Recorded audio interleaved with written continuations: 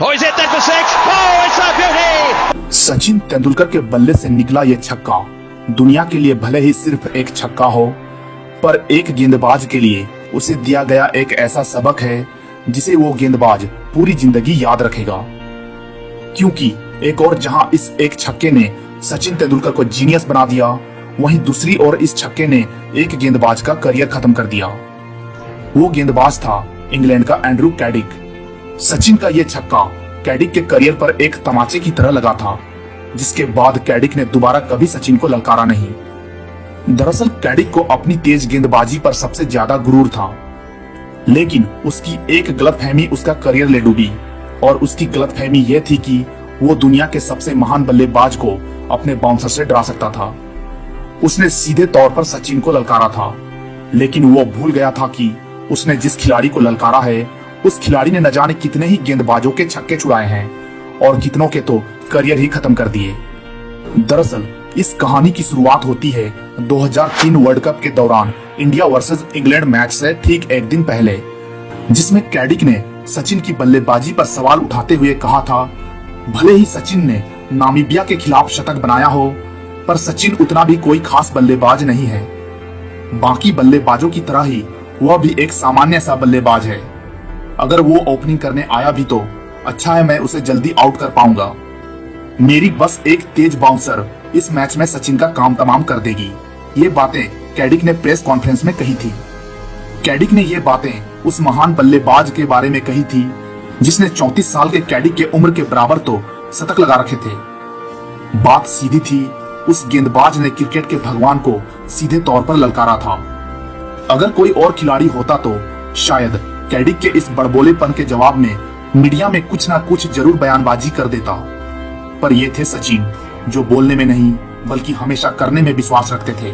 इसीलिए वो कैडिक के इस बयानबाजी पर बिल्कुल शांत थे। कैडिक ने टीम की गेंदबाजी और बल्लेबाजी को भी सामान्य बता दिया था, क्योंकि 2003 वर्ल्ड कप में टीम इंडिया का प्रदर्शन कुछ खास नहीं रहा था। अब तक इस वर्ल्ड कप में टीम इंडिया ने 4 मैच खेले थे, जिसमें टीम इंडिया ने नीदरलैंड के खिलाफ पहले मैच में जैसे तैसे जीतकर अपनी इज्जत बचाई थी, और फिर ऑस्ट्रेलिया से इतनी बुरी तरह से हारे थे कि टीम इंडिया के खिलाड़ियों के घरों पर पत्थर तक फेंके गए थे।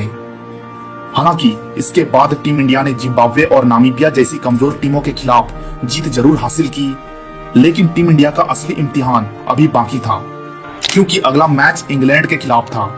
वो इंग्लैंड टीम जो इस वर्ल्ड कप में एक चैंपियन की तरह खेल रही थी, उसने इस दौरान जिम्बाब्वे के खिलाफ वॉक ओवर देने के अलावा अभी तक अपने सभी मैचेस जीते थे। अगला मैच 26 फरवरी 2003 को डरबन के बिल्कुल हरी और तेज उछाल भरी पिच पर खेला जाने वाला था।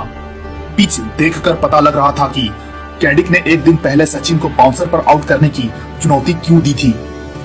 पूरी इंग्लैंड टीम को पता था कि इस पिच पर अगर सचिन को जल्दी आउट कर दिया तो बाकी बल्लेबाजों को तो वो वैसे ही ढेर कर देंगे जैसा ऑस्ट्रेलिया ने किया था।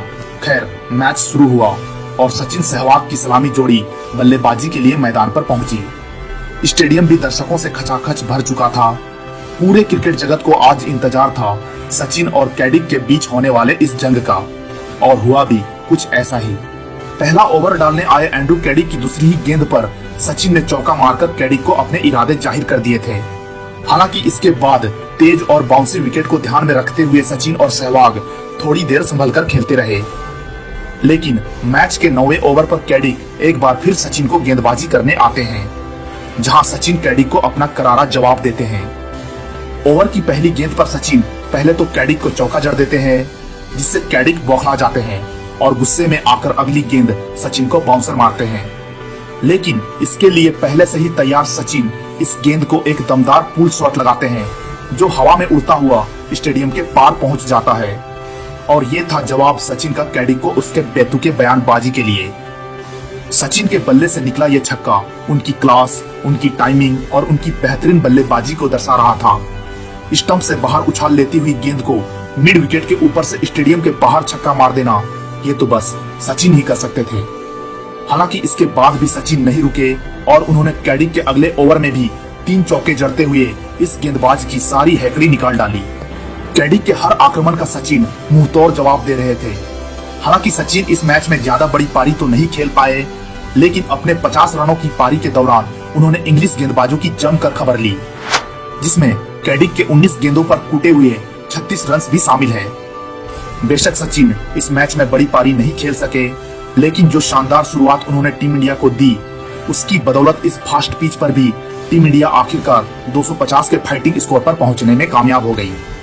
वैसे तो कैडिक ने भी इस मैच में अपने 10 ओवर्स के कोटे में 69 रन लुटाते हुए 3 विकेट जरूर लिए, लेकिन उसमें सचिन का विकेट शामिल नहीं था।